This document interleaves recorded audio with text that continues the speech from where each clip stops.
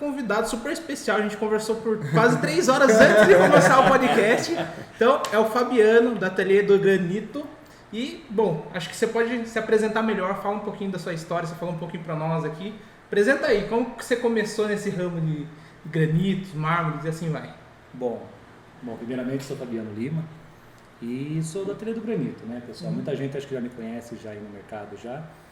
E assim, a minha história como uma marmorista, né, comecei como entregador de marmoraria, aí depois passei pela parte de instalação, passei pela parte de encarregado de produção, medição, tudo.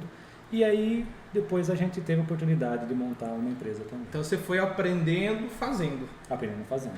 Foi um cara que fez um curso, falou, aprendi a fazer isso daqui, então você foi por etapas. Fui por etapas. Comecei, foi ao longo do tempo, né? Então a gente tem uma história lá atrás, né? A gente conversou lá atrás, daí falar aqui vai acabar tomando muito tempo. Não, pode falar o que você quiser, fica aberto aí. Então, assim, por muito tempo, né? Então a gente passou por todas essas etapas, né?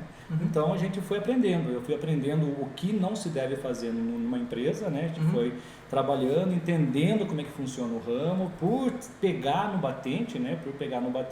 A gente começa a observar as dificuldades do dia a dia, como que é a produção, quais as etapas de entrega, na parte de vendas, e aí a gente foi aprimorando, e aí quando eu decidi montar a minha empresa era justamente para poder sanar todos os erros que possa vir a ter. Às vezes você não consegue sanar todo o caos, mas você consegue sim ter um bom aproveitamento.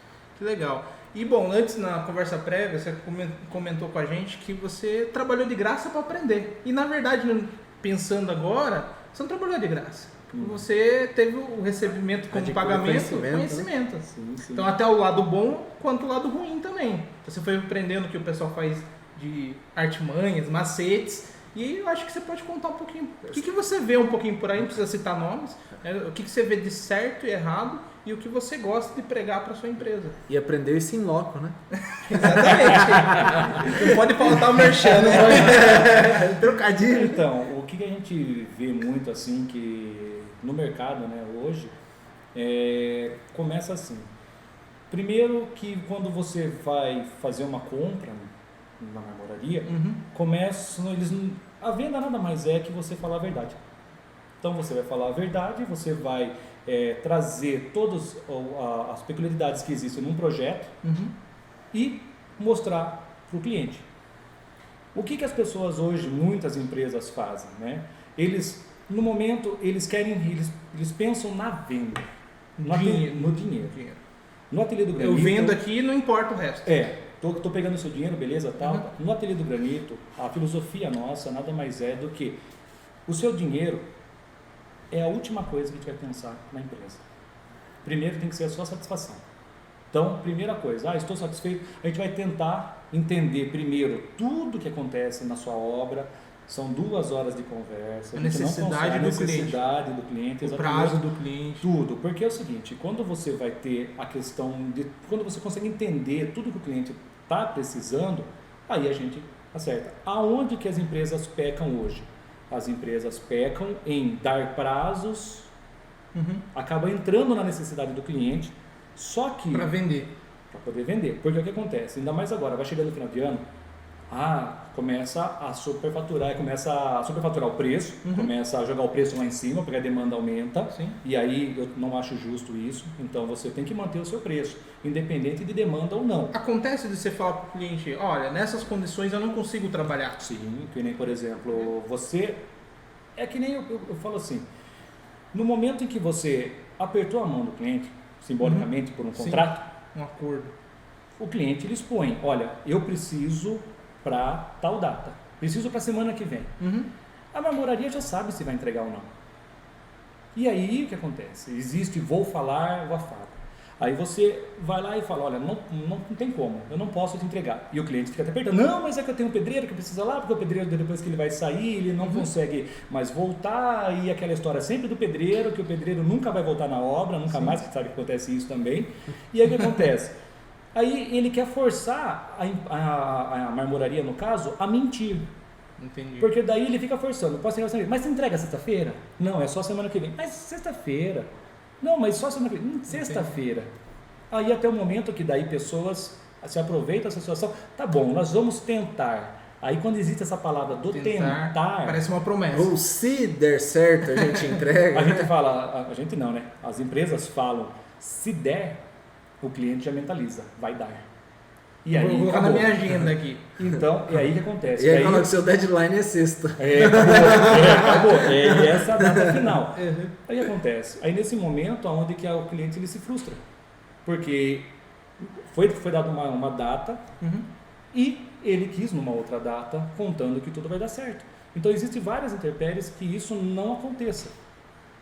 E que condições que fazem isso, então? Para o pessoal que não sabe, que muita gente reclama que não entregou no prazo e tudo mais. Acho que até para o profissional, às vezes o arquiteto, engenheiro, fica pressionando, fala, esse profissional não entrega no tempo certo e tal. Quais problemas que causam que faz que você não consiga entregar no prazo? Eu já vou falar o primeiro. Já ia falar. Vamos lá. Tô ansioso, porque assim, o primeiro deles é a falta de planejamento de quem foi comprar.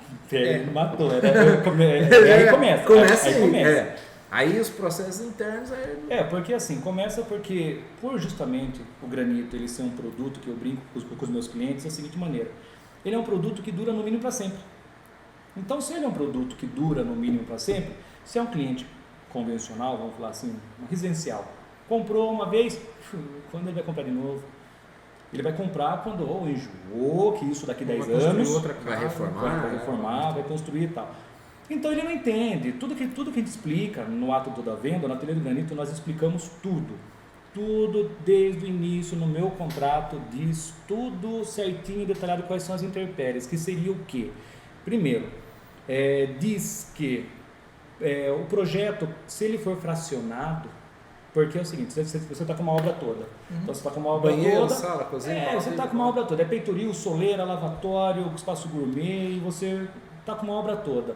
Aí sempre vem, olha, eu preciso primeiro do peitoril, porque preciso das janelas, depois as soleiras, por quê? Para o piso.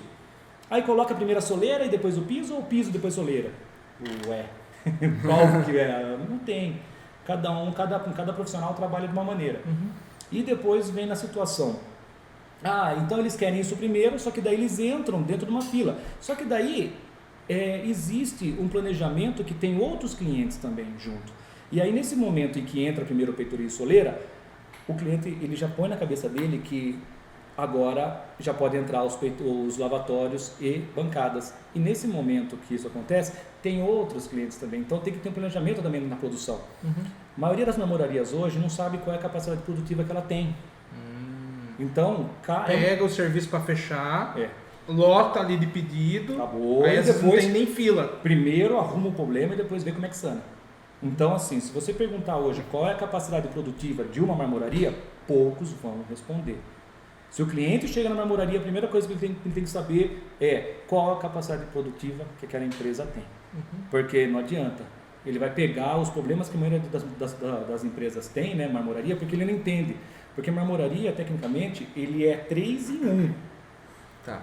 Ela é indústria, porque é a parte que você tem que beneficiar a rocha. Comércio, porque é onde nós vendemos. E a prestação de serviço, que seria a instalação.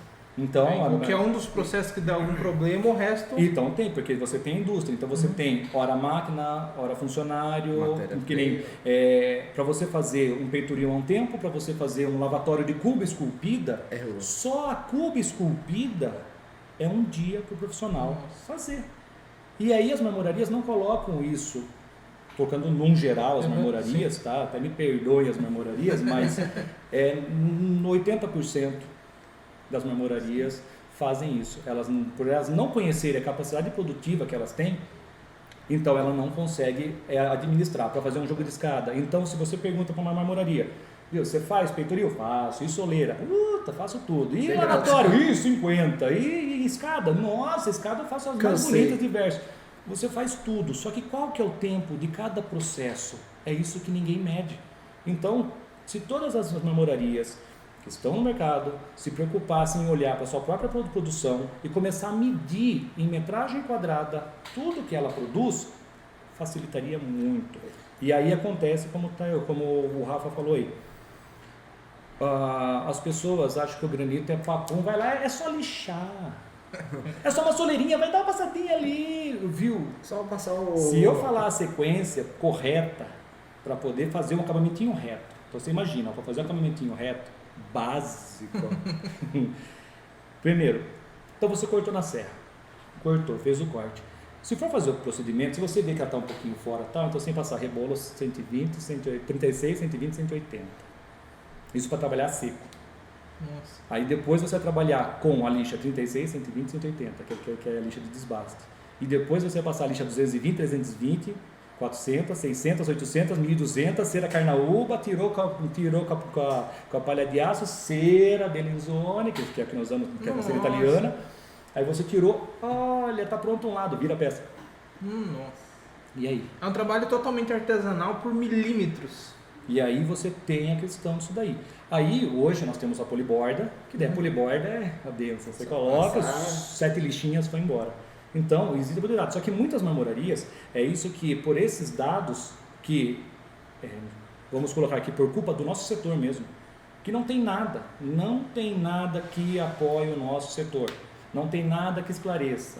Se você quer comprar qualquer item, a xícara, qualquer coisa, você tem algo instruindo você.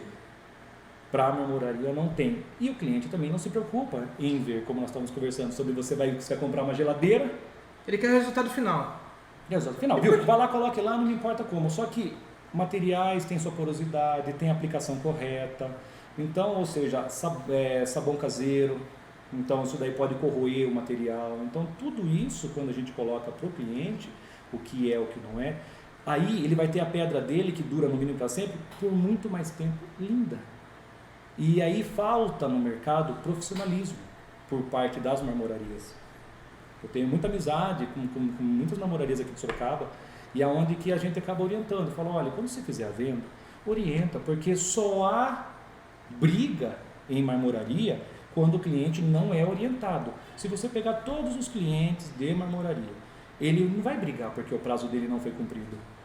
Ele vai brigar porque não teve uma satisfação.